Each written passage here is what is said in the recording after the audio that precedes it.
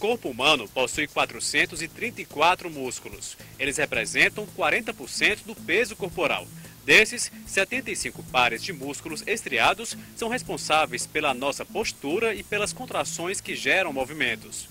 Alguns fatores podem provocar lesões nessas estruturas musculares, entre elas a deficiência de flexibilidade, distúrbios hormonais, alterações anatômicas e infecções. As lesões musculares acontecem com mais frequência nas pessoas que praticam algum tipo de atividade física ou esportiva e ocorrem principalmente ao levantar cargas excessivas de peso ou exercícios prolongados de forma repetitiva ou ainda nos movimentos bruscos, que além de lesionar, também podem romper o músculo.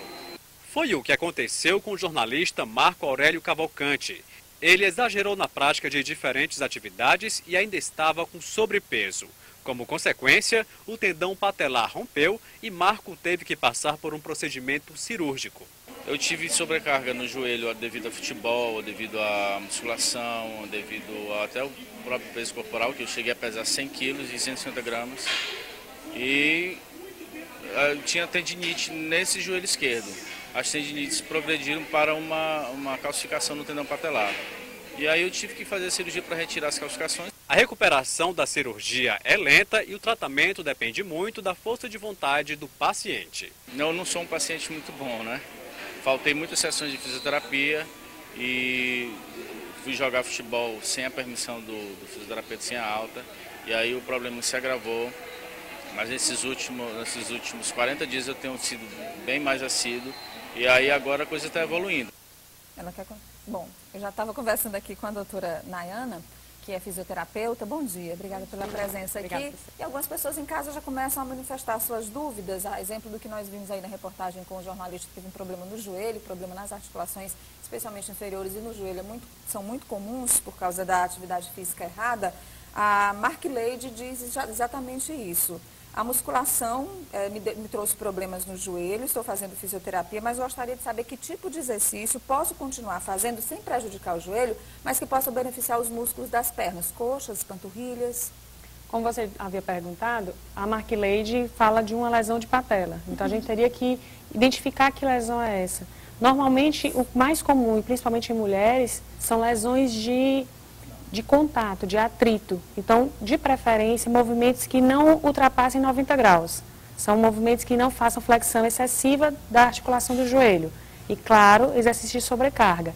Tem que fortalecer. O fortalecimento correto é que deve ser feito. E o fortalecimento correto, ele acontece justamente com a atividade física, mas aí tem que ser feito de forma orientada. De forma orientada, isso. Quais são os outros tipos de lesões mais comuns? As lesões musculares vão desde lesões de contato, como as contusões, que são lesões de impacto, que são lesões de pancada, que podem levar aquelas equimoses, aqueles hematomas grandes, até lesões de ruptura, que foi o que aconteceu com o jornalista. Só que aí, no caso, ele teve uma ruptura ligamentar, de um tendão grande, que é o tendão patelar.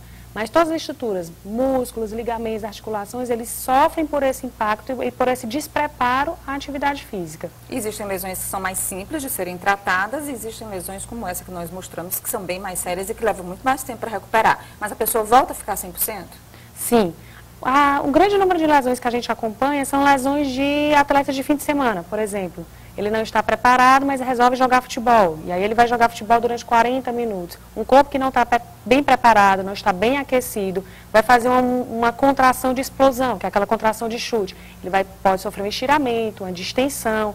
Daí aquelas dores que a gente costuma escutar na segunda-feira, que são aquelas dores de reação ao exercício, que são aquelas reações tardias, né, que pós-exercício, porque aquele músculo não estava devidamente preparado para aquela atividade. A gente nem está falando de lesão óssea. No caso, por exemplo, de um jogo de futebol, uma fratura. Você pode quebrar uma perna, quebrar um braço, aí a complicação é bem mais séria, Isso, né? A gente está falando de lesão de tecidos moles, porque o despreparo e assim, o não fortalecimento desse tecido mole pode levar também a um agravamento de lesões articulares e ósseas.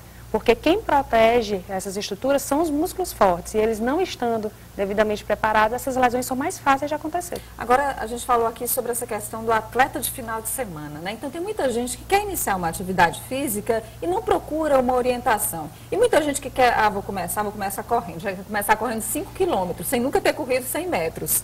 E aí pode ter muitos problemas. E a gente sabe que o joelho sofre muito com isso, a coluna sofre também, sobrecarrega, né? são as articulações que sofrem principal esse impacto. E articulações, estruturas ósseas como a coluna, elas sofrem ainda mais porque são músculos profundos que fazem essa estabilização. Então, gera o que a gente estava conversando anteriormente, de lesões, de agravamentos de quadro, como hernia de disco, porque os músculos estabilizadores, que são músculos profundos, não são treinados, mesmo em atividades físicas como a musculação, às vezes eles não são devidamente treinados para aguentar o sobrepeso, o impacto de uma corrida ou de uma outra atividade. Aí entra a função de um profissional especializado. Ele tem que fazer o treinamento correto para cada tipo muscular. Gente, isso é muito sério. Eu tenho uma amiga que não fazia atividade física nenhuma. E aí ela começou correndo. Em um mês, ela teve uma hérnia de disco. Teve um problema sério. E aí, para recuperar uma hérnia de disco é um problema complicado, né, doutora? Eu falo que já não é mais tão complicado, que a gente já pode ajudar. Nós fisioterapeutas, e principalmente a franquia de TC Vertebral, a gente tem um trabalho especializado para esse quadro, que é para a hérnia de disco. E a gente enfatiza desde o começo do tratamento. O fortalecimento é a base de sustentação. Não adianta você fazer todos os tratamentos se no final você não fortalecer para manter essas estruturas confiáveis, manter essas estruturas estáveis, que são elas que vão poder permitir que a pessoa volte às atividades que ela goste. Ele nunca mais vai poder fazer atividade física? Pelo contrário, a gente vai escolher a atividade física para cada tipo de paciente. Olha, o Israel Silva do São Pedro, ele disse que vai fazer um teste de aptidão física, um TAF, daqui a um mês, porém ainda não tem o condicionamento físico ideal. Queria correr pela manhã e academia à noite. Dessa forma, posso sofrer alguma lesão? Principalmente esses treinamentos, esses concursos que necessitam de um condicionamento em curto prazo, o ideal seria fazer um acompanhamento especializado. No caso dele, um treinador físico. Então, o treinador físico prescreveria os exercícios adequados para o seu condicionamento. Não, eu teria que lhe conhecer para lhe dizer se você pode fazer essas duas atividades. Com certeza, com um bom acompanhamento, você conseguiria dividir essas atividades em tempos adequados até você conseguir isso em um mês. Normalmente dá tempo, porque deve ser jovem, já tem outros históricos anteriores de atividade, dá, só que sempre com uma boa orientação. Senão a gente vai acabar na clínica de fisioterapia tentando recuperar esses movimentos. Eu queria agradecer aqui a fisioterapeuta Nayana Lara pelas orientações, pelas dicas muito importantes. Muito obrigada. Obrigada a você. Um bom dia. E a Fundação